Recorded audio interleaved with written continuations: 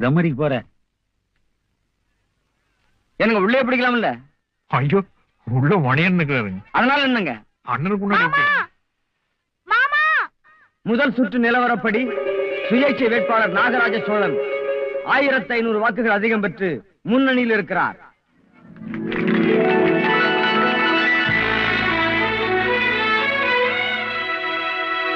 என்னப்பா 1500 ரோட்ல ஏடிக்கிறாங்க? சொல்ல முடியாது. இதெல்லாம் பல்லட தோட்டு நம்ம சாதிக்காரனுங்க. சுல்தான் படை என்னதான் தெரியும். மோசமானவனுங்க, சொதப்புனாலும் சொதப்பிடுவானுங்க. சுயேட்சை வேட்பாளர் நாகராஜ சோழன் 5000 வாக்குகள் அதிகம் பெற்று முன்னணியில் இருக்கிறார். சுல்தான் பேட்டை ஓட்டு எண்ணிட்டாங்க போல இருக்குதா? ஒரு ஆர்வத்துல போற, வேணும்னு அடிக்க மாட்டேன்.